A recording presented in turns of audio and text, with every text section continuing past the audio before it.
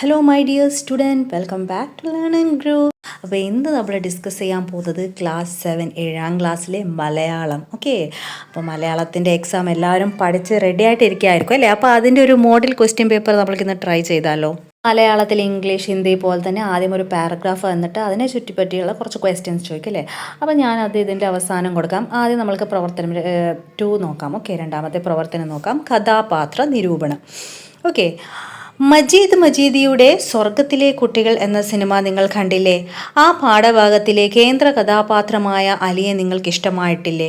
അലിയുടെ സ്വഭാവം, രൂപം, കഥയിലെ സ്ഥാനം എന്നിവ ഉൾപ്പെടുത്തി ഒരു കഥാപാത്ര നിരൂപണം തയ്യാറാക്കും അല്ലേ? അപ്പോൾ നമ്മൾ സ്വർഗത്തിലെ കുട്ടികൾ ഹിന്ദിയിലും പഠിച്ചതാണ് അല്ലേ, ജന്നത്ത് കി ബച്ചെ എന്ന്. അപ്പോൾ അതിലെ അലി എന്ന് പറയുന്ന ആ കുട്ടിയുടെ സ്വഭാവം അല്ലേ? അപ്പോൾ അതിൻ്റെ കഥാപാത്ര നിരൂപണം തയ്യാറാക്കാനാണ്. എങ്ങനെ തയ്യാറാക്കാം? ഓക്കെ, അപ്പോൾ നമ്മൾക്ക് എങ്ങനെ എഴുതാം? അലിയുടെ ആ ഒരു പക്വതയും അതുപോലെ സഹാനുഭൂതിയും നമ്മൾ അതിൽ ആ ഒരു ചാപ്റ്ററിൽ കണ്ടതാണ് അല്ലേ? അപ്പം നമുക്ക് നോക്കാം. ദാരിദ്ര്യത്തിൻ്റെ കഠിന യാഥാർത്ഥ്യങ്ങളിൽ ജീവിക്കുമ്പോഴും അലി കാണിക്കുന്ന പക്വതയും സഹാനുഭൂതിയും ഏവർക്കും മാതൃകയാണ്.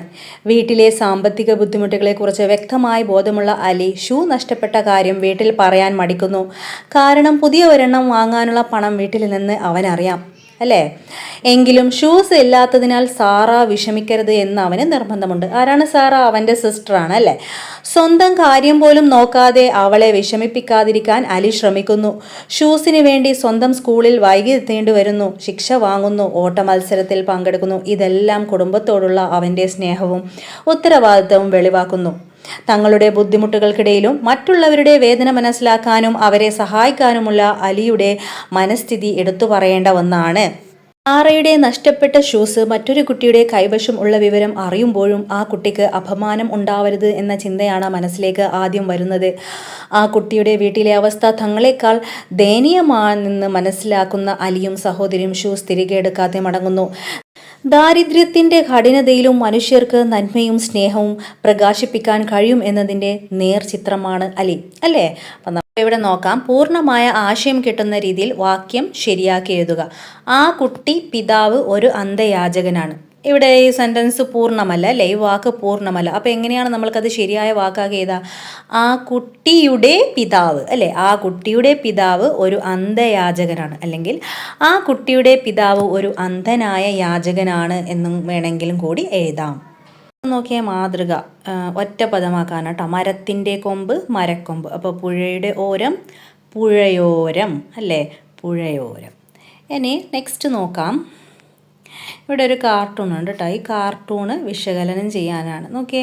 ചെറുതുരയിൽ തെളിയും വലിയൊരു ലോകം എന്ന പാഠഭാഗത്ത് നിരവധി ആധുനിക സാങ്കേതിക വിദ്യകൾ നാം പരിചയപ്പെട്ടല്ലോ. അവയിൽ നമ്മുടെ നിത്യജീവിതത്തിൻ്റെ അഭിവാജ്യ ഘടകമായി മാറിയ മൊബൈൽ ഫോണിൻ്റെ ഗുണദോഷങ്ങളെ വെളിപ്പെടുത്തുന്നതാണ് ഈ കാർട്ടൂണുകൾ. അപ്പോൾ നോക്കിയാൽ ഇതിൽ ആദ്യത്തെ കാർട്ടൂണിൽ മൊബൈൽ ഫോണിൻ്റെ ദോഷഫലങ്ങളെ കുറിച്ചാണ് അല്ലേ? കുഞ്ഞുങ്ങളൊക്കെ എല്ലാ സമയവും മൊബൈൽ തന്നെ നോക്കിയിരിക്കുന്നതിനെ കുറിച്ചാണ് പറയുന്നത്. ഇനി രണ്ടാമത്തേലാകട്ടെ അത്യാവശ്യ ഘട്ടത്തിൽ മൊബൈൽ ഫോണിൽ നമുക്ക് പെട്ടെന്ന് പൈസയൊക്കെ സെൻഡ് ചെയ്യാനൊക്കെ സാധിക്കും അല്ലേ? മണി ട്രാൻസ്ഫറൊക്കെ. അപ്പോൾ അങ്ങനെയുള്ള ഒരു അവശ്യ ഘടകവുമാണ്. നമുക്ക് മൊബൈൽ ആവശ്യവുമുണ്ട്, പക്ഷേ അമിതമായ ഉപയോഗം ദോഷഫലവുമാണ് അല്ലേ? അപ്പോൾ കാർട്ടൂൺ വിശകലനം ചെയ്ത് കുറിപ്പ് തയ്യാറാക്കാനാണ്. എങ്ങനെ തയ്യാറാക്കാം? ഓക്കെ, അപ്പോൾ നമുക്ക് എങ്ങനെ പറയാം? സാങ്കേതിക വിദ്യയുടെ അമിതമായ ഉപയോഗം മനുഷ്യബന്ധങ്ങളെ എങ്ങനെ ബാധിക്കുന്നു എന്നതിനെക്കുറിച്ച് നമുക്ക് ചിന്തിക്കാൻ ഒരവസരം ലഭിക്കുകയാണ് അല്ലേ ഈ കാർട്ടൂൺ മുഖേന. TV, കമ്പ്യൂട്ടർ, മൊബൈൽ ഫോൺ എന്നിവയെല്ലാം ഇന്ന് നമ്മുടെ ജീവിതത്തിൻ്റെ ഭാഗമാണ്. എന്നാൽ ഇവയെ വിവേകപൂർവ്വം ഉപയോഗിച്ചില്ലെങ്കിൽ ബന്ധങ്ങളെയും ജീവിതത്തെയും അത് ബാധിക്കുമെന്ന് ഈ കഥ നമ്മോട് പറയുന്നു. മൊബൈൽ ഫോണുകൾ ഇന്ന് അനിവാര്യമായ ഉപകരണങ്ങളായി മാറിയിരിക്കുന്നു. ഇവ ബന്ധസാധ്യത, വിദ്യാഭ്യാസം, വിനോദം, ബാങ്കിങ്, അടിയന്തര സേവനങ്ങൾ എന്നിവയിൽ വളരെയധികം സഹായിക്കുന്നു അല്ലേ? നമ്മൾ മൊബൈൽ ഫോൺ ഉപയോഗിച്ച് നമുക്ക് ഒരുപാട് സഹായം ഉണ്ട് അല്ലേ? നമ്മളിപ്പോൾ ഈ ഒരു ക്ലാസ് കാണുന്നത് മൊബൈൽ ഫോൺ ഉപയോഗിച്ചാണ് അല്ലേ? അപ്പോൾ GPS പോലെയുള്ള സാങ്കേതിക വിദ്യകൾ വഴി യാത്രകളെയും മികച്ചതാക്കുന്നു അല്ലേ? നമ്മൾ ഗൂഗിൾ മാപ്പ് അതൊക്കെ വഴി നമുക്ക് എളുപ്പത്തിൽ ലൊക്കേഷനൊക്കെ കണ്ടെത്താനും സാധിക്കുന്നുണ്ട് അല്ലേ? അതേസമയം അതിൻ്റെ അതിർവിട്ട ഉപയോഗം ആരോഗ്യ പ്രശ്നങ്ങൾ, ലഹരി പോലുള്ള ആശ്രിതത്വം, സ്വകാര്യതയുടെ നഷ്ടം, സൈബർ ക്രൈം, സാമൂഹിക ബന്ധങ്ങൾ വഷളാക്കൽ, സാമ്പത്തിക ബാധ്യത എന്നിവയ്ക്ക് ഇടയാക്കുന്നു അല്ലേ? അപ്പോൾ അതുപോലെ തന്നെ എത്ര ഉപയോഗമുണ്ടോ അത്ര തന്നെ ദോഷഫലമുണ്ട്. അതുകൊണ്ട് മൊബൈൽ ഫോൺ ശ്രദ്ധയോടെ നിർദ്ദിഷ്ട സമയപരിധിയോടെയും ഉത്തരവാദിത്തോടും കൂടി ഉപയോഗിക്കേണ്ടതുണ്ട്. ഓക്കെ, അപ്പോൾ ഇത്രയും നമുക്ക് എഴുതാം.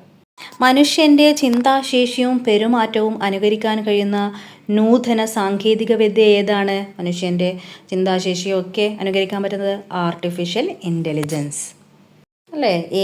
എ ഐ സംവിധാനം നമ്മൾ കേട്ടിട്ടുണ്ട് അല്ലേ? അതാണ് ആർട്ടിഫിഷ്യൽ ഇൻ്റലിജൻസ്. ഓക്കെ, അപ്പോൾ നെക്സ്റ്റ് ക്വസ്റ്റ്യൻ നോക്കാം. ഭൂമിക്ക് വേണ്ടിയൊരു ലാവണ്യ ദൃശ്യോത്സവം എന്ന പാഠഭാഗം നമ്മൾ പഠിച്ചല്ലോ. പ്രകൃതി ഒരുക്കിയ ഒരു പുഷ്പോത്സവം തന്നെയായിരുന്നു അത്. കാർഷിക ക്ലബിൻ്റെ ആഭിമുഖ്യത്തിൽ അപ്പുവിൻ്റെ വിദ്യാലയത്തിലും ഒരു പുഷ്പോത്സവം സംഘടിപ്പിക്കുന്നു. അതിനായി അവർ ഒരു നോട്ടീസ് തയ്യാറാക്കി. ഓക്കെ, അപ്പോൾ നോക്കിയേ, പുഷ്പോത്സവം.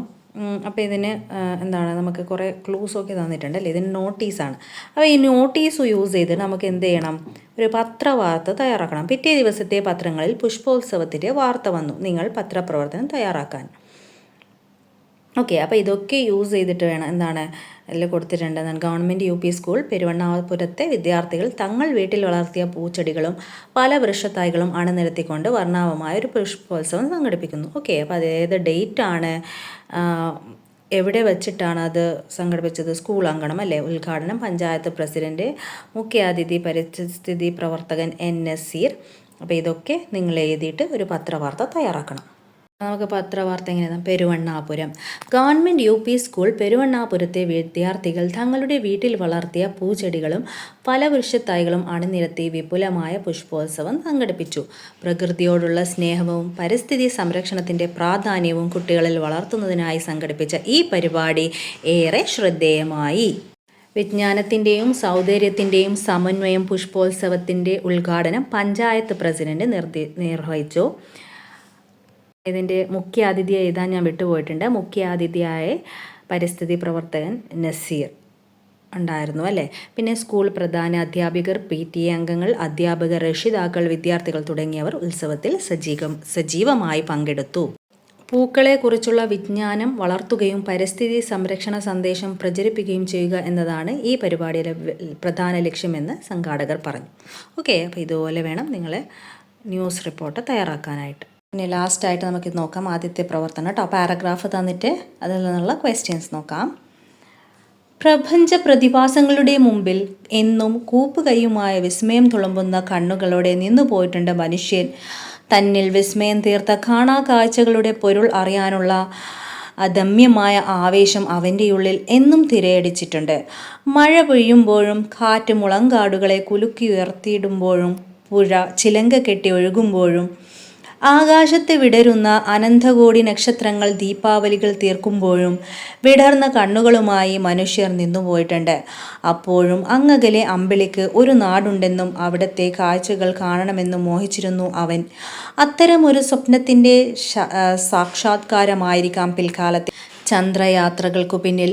മുന്നിൽ വിടരുന്ന ഈ കാഴ്ചകളെ കാർഷിക ജീവിതത്തിൻ്റെ ഭാവനകളിലൂടെ നോക്കിക്കാണാൻ അക്ഷരമറിയാത്ത പഴയ കർഷകർക്ക് കഴിഞ്ഞിരുന്നു എന്നതിൻ്റെ തെളിവുകൾ നാടൻ പാട്ടുകളായി നമ്മുടെ മുന്നിലുണ്ട്.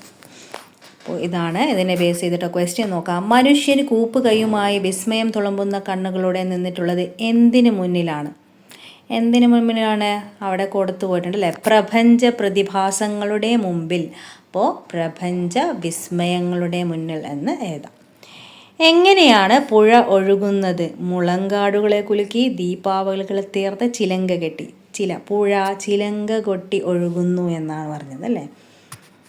അമ്പിളിക്ക് ഒരു നാടുണ്ടെന്നും അവിടുത്തെ കാഴ്ചകൾ കാണണമെന്നും മോഹിച്ച മനുഷ്യൻ ആ സ്വപ്ന സാക്ഷാത്കാരത്തിനായി പോയത് എവിടേക്കാണ്? ചന്ദ്രയാത്രയ്ക്ക് അല്ലേ? പിൽക്കാലത്തെ ചന്ദ്രയാത്രയ്ക്കെന്ന് പറഞ്ഞിട്ടുണ്ടായിരുന്നു. അപ്പം കിനാവ് എന്ന വാക്കിന് പകരം കൊടുക്കാവുന്ന പദം സത്യം, സ്വപ്നം, സ്നേഹം. കിനാവ് എന്ന് വെച്ചാൽ സ്വപ്നം അല്ലേ? സ്വപ്നം. മുന്നിൽ വിടരുന്ന കാഴ്ചകളെ കാർഷിക ജീവിതത്തിൻ്റെ ഭാവനയിലൂടെ നോക്കാനായി അക്ഷരമറിയാത്ത പഴയ കർഷകർക്ക് കഴിഞ്ഞിരുന്നു എന്നതിൻ്റെ തെളിവായി നമ്മളുടെ മുന്നിലുള്ളത് എന്താണ്? ഇവിടെ അവസാനമായിട്ടുണ്ടല്ലേ? കഴിഞ്ഞു എന്നതിൻ്റെ തെളിവുകൾ നാടൻ പാട്ടുകളായിട്ടാണ് നമ്മുടെ മുന്നിലുള്ളത് അല്ലേ? അപ്പോൾ നാടൻ പാട്ട്. Okay dear. ഓക്കെ, അപ്പോൾ ഇന്നത്തെ ഈ ഒരു മോഡൽ ക്വസ്റ്റ്യൻ പേപ്പർ ഡിസ്കഷൻ നിങ്ങൾക്ക് ഹെൽപ്ഫുള്ളായി തോന്നുന്നുണ്ടെങ്കിൽ തീർച്ചയായും നിങ്ങളൊന്ന് സബ്സ്ക്രൈബ് ചെയ്ത് നിങ്ങളുടെ ഫ്രണ്ട്സായിട്ടൊന്ന് ഷെയർ ചെയ്യണേ. ഓക്കെ, അപ്പോൾ വീണ്ടും അടുത്തൊരു ക്വസ്റ്റ്യൻ പേപ്പറായിട്ട് കാണാം. Till then bye. Thanks for watching.